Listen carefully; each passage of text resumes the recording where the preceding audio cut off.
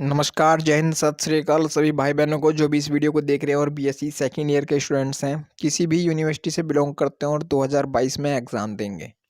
2022 में एग्ज़ाम देंगे केमिस्ट्री का, इनऑर्गेनिक केमिस्ट्री। आपके पास इनऑर्गेनिक केमिस्ट्री है, चाहे आपका बैक हो या फिर आप फ्रेश एग्ज़ाम दें 2022 का, तो कुछ इंपॉर्टेंट क्वेश्चंस की पहली वीडियो में अपलोड कर चुका हूँ। बहुत अच्छा रिस्पॉन्स है आपका, थैंक यू सो मच सभी को, भाई बहनों को। अब ये दूसरी वीडियो है, कुछ इंपॉर्टेंट क्वेश्चंस ये भी लेकर आया। मैंने कहा था आपसे 2 से 3 वीडियो लेकर आऊँगा, तो ये दूसरी वीडियो है। ये क्वेश्चन आप करके जाइए, पहली वीडियो जो मैंने दी है उसके, और ये सेकंड वीडियो के इंपॉर्टेंट क्वेश्चन यदि आप करके जाते हैं तो आप एग्जाम में बहुत अच्छे मार्क्स ला सकते हैं। पास तो आप हैं ही, पास तो आप हो ही जाएंगे इन क्वेश्चनों से, ये तो पक्की बात है। इनके सॉल्यूशन के लिए आपको प्लेलिस्ट मैंने प्रोवाइड की हुई है, बीएससी सेकंड ईयर केमिस्ट्री 2022 करके प्लेलिस्ट आप देख लेना। चलिए पहला क्वेश्चन देख लेते हैं। Why Z R and H F are similar properties, यानी कि जेड आर और एच एफ के गुण समान होते हैं, क्यों आपको बताना है। ये 2 से 3 नंबर में आपसे पूछ सकता है, ठीक है। वैसे मैंने ये सभी क्वेश्चन कराए हुए हैं, आप कहेंगे तो मैं दोबारा करा दूंगा। Why optical isomerism is not found in square planar complex, समतल वर्गाकार जटिल यौगिकों में प्रकाशिक समावयवता क्यों नहीं पाई जाती है। अब अरेंज करना है फॉलोइंग कॉम्प्लेक्सेस को डिक्रीजिंग, इनके घटते हुए क्रम में इनको आपको बताना है, और इनके गुणों के अनुसार आपको इनके अम्लीय शक्ति के घटते हुए क्रम में आपको बताना है, ठीक है। अब इनके क्षारीय शक्ति के आधार पर आपको घटते हुए क्रम में बताना है NH3, PH3 और AsH3 को। IUPAC नाम पहली वाली वीडियो में भी थे, आपको इनके IUPAC नाम लिखने हैं 2 से 3 नंबर में। और Zn और Cd जो है संक्रमण तत्व नहीं है, साधारणतः Zn जिंक और Cd को संक्रमण तत्व नहीं कहा जाता। स्पष्ट करना है क्यों। Ti4+, ये इंपॉर्टेंट क्वेश्चन है, ये बार बार आता है। ये एक्सप्लेन करना है कि मोर स्टेबल है ये Ti3 की तुलना में, Ti4+। जो 4+ लगा हुआ है इसको आयन बोलते हैं, ठीक है। ये कंफ्यूज ना होना भाइयों, जैसे कि Ti और ये 4+ बाद में किसी में 4+ लगा होता है, किसी में Na+ लगा होता है, किसी में Cl- लगा होता है, ये आयन्स होते हैं, ठीक है, टेंशन नहीं लेनी। एक्टिनाइडों की जटिल यौगिकों को बनाने की प्रवृत्ति लेंथेनाइडों की अपेक्षा अधिक होती है, ये बताना है आपको। शॉर्ट नोट देना है आपको, शॉर्ट नोट देना, ठीक है। जैसे कि पैरा यूरेनियम तत्व पर आपको शॉर्ट नोट लिखना है, जटिल आयन पे भी लिख देना है शॉर्ट नोट, कुछ भी नहीं छोड़ना।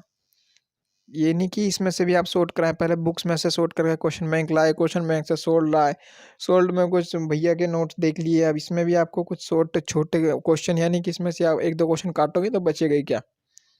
ये तैयार किए हुए हैं आपके नोट्स, बुक सबसे मिलाकर, इसमें से कुछ नहीं काटना, सारे क्वेश्चन करने हैं, ठीक है भाई, सब कुछ करना है।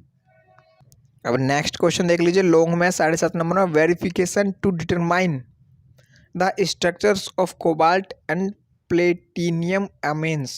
अब देख लीजिए वेरिफिकेशन टू, ये टू जो है प्रीपोजिशन है, इंग्लिश का टॉपिक है, प्रीपोजिशन है, तो टू प्रीपोजिशन है। अब प्रीपोजिशन लगा है, जैसे कि वेरिफिकेशन ऑफ नहीं लगा, वेरिफिकेशन के बाद टू लगा है, तो ये प्रीपोजिशन का टॉपिक है, किसी में टू लगता है किसी में ऑफ। इन ये इंग्लिश का टॉपिक है, ये बता देंगे आपको, इंग्लिश के लिए भी आप बने रहें चैनल पर, साथ के साथ इंग्लिश की दोबारा से क्लास लेकर आएंगे। वर्नर के उप से संयोजन यौगिकों के सिद्धांत की विवेचना कीजिए, कोबाल्ट और प्लेटिनियम के अमोनिया के साथ साथ जटिल यौगिकों की संरचना में निर्धारण में इसकी प्रायोगिक पुष्टि कीजिए। दूसरा क्वेश्चन है, उप सह संयोजक यौगिकों में पाई जाने वाली विभिन्न प्रकार की समावयवताओं की उदाहरण सहित व्याख्या करनी है आपको। अब पुरातन और इलेक्ट्रॉनिक सिद्धांतों के आधार पर ऑक्सीकरण व अपचयन को लिखना है। देखते रहे, इंग्लिश हिंदी दोनों में। लेंथेनाइड संकुचन पर एक टिप्पणी लिख देनी है आपको, शॉर्ट में मत लिखना क्योंकि ये ज़्यादा मार्क्स के हैं। संक्रमण तत्व, ये पहली वीडियो में भी था, संक्रमण तत्व के गुण, श्रेणी के तत्वों का उदाहरण भी पेश कीजिए, गुण और उदाहरण। अम्लों और क्षारों के, बहुत इंपॉर्टेंट भाई, बहुत इंपॉर्टेंट क्वेश्चन है। अम्लों और क्षारों के अर्नियस और ब्रांशर्ड लोरी सिद्धांतों की व्याख्या करनी है आपको, और इन पर शॉर्ट नोट लिखना है। विद्युत रासायनिक श्रेणी पर कर्मानुसार स्थायित्व स्थिरांक और दिक लवण और जटिल लवण।